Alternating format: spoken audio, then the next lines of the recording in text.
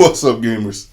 It's your boy, Launchpad 1412. Excited to be back with some Madden 20 gameplay here. We got an online ranked match versus a random opponent. My opponent is the Philadelphia Eagles. I got the Washington Redskins. And obviously, this is a divisional game.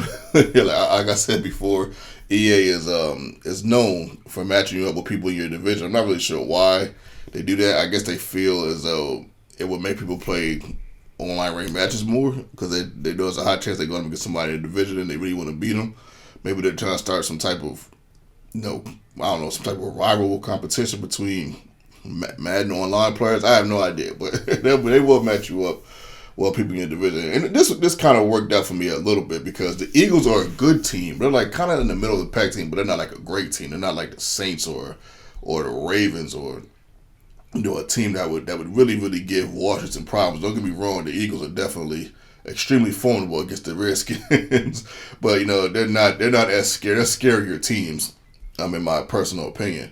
But as you can see, we end up stopping them right there on the first and goal. Thankfully, you take whatever you can get with a team like the Redskins. Oh, this was suggested by a subscriber, by the way. Let me say that too. It was suggested by a subscriber, and I actually appreciate them suggesting the Redskins, because I haven't played with them in a long time. This is only the second time I've played with the Redskins in the whole year, which is usually not the case for me. Usually by now, I play with every team probably about 4 or 5 times at the least.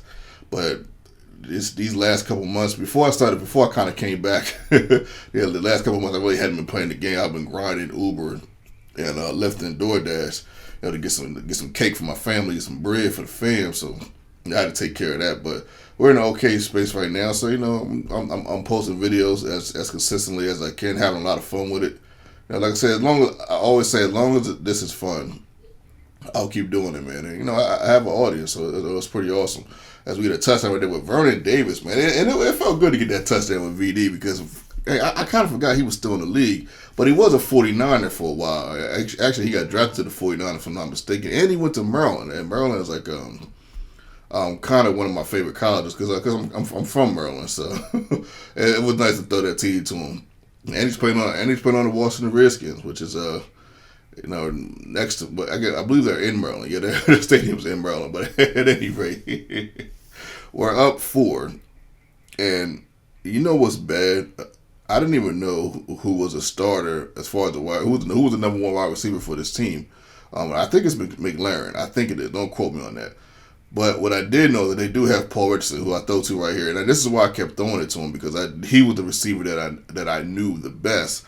And on top of that, I knew he had some burners a little bit too. I knew he kind of had some burners. I don't know about how fast, but I knew he was, pretty crafty with the route running as well. So, it was definitely I felt like it was imperative that I threw the ball as much as I possibly can.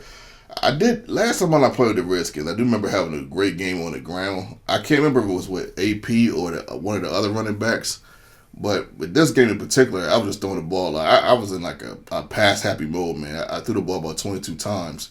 And this right here, and this is baloney right here, man. Somebody get him.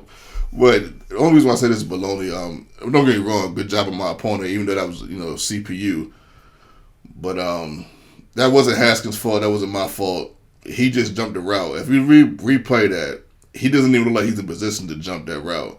But, we have a tie ball game. We got to deal with that. It is what it is. McLaren on the right-hand side gets a nice catch, going up the field. And we get past the 50 to about the 41. So we'll take that all day, all night, and all evening. And we're just trying to keep the chains moving, trying to do a little bit of this, a little bit of that, probably more passing than running. I just was in the pass-heavy mode this game. I can't really explain that. I was just in that mode. As we get into Sprinkle, man, what luck did we get right here, man? A 3rd and 12.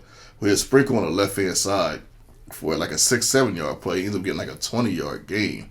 That was amazing right there. I'll take that. We go to Sprinkle again on the right-hand side. Good catch by Sprinkle. Sprinkle had a sound game. Like I said, I threw 22 times.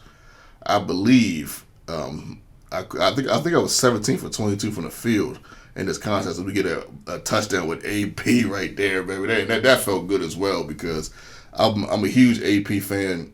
Back when he was on the top of his game, even his rookie year when I played fantasy football, and it was unheard of to get a rookie that early back then in fantasy football. And then now people get rookies kind of often. Look at the crazy interception right there. Crazy tip interception. I'll definitely take that, especially being that pick earlier, I felt it was very fluky. But yeah, man, AP, one of my favorite running backs of all time, and that's saying a lot coming from me because I watched Barry Sanders, Emmitt Smith, Natron Means was pretty good, Thurman Thomas, Daniel Thomas, and I've seen his whole career. I've seen a lot of guys that were really good. LT and AP were kind of around the same time a little bit, but yeah, man, one of my favorite running backs of all time. Like I said, even his rookie year, I drafted him in fantasy and started him like game 2. I didn't start him game 1. I'm not going to tell that lie, but after he did that explosion in the first game, I'll start him the rest of the season. But right here, as you can see, we're up 10. So we definitely pretty much have this game in hand. We just can't do nothing silly as he goes deep. Well, you know what you saw? You saw one-on-one coverage. He goes deep, and that's Deshaun Jackson. That was a smart decision, very, very high IQ decision. I probably would have done it again, but we ended up picking him off right here. He didn't like this, so he ended up quitting out. But shout out to my opponent, man. Much love, much respect, for sticking around. He played the sound game. I wish there was a way. This is why I showed you guys this, because I wish there was a way I could show you guys the stats throughout the game, even when people quit. But that's something. I guess that's something EA got to work on. If you guys want to follow me, you can if you want to at Launchpad1412 on Twitter and Instagram. This is your boy, Launchpad1412, and I'm out.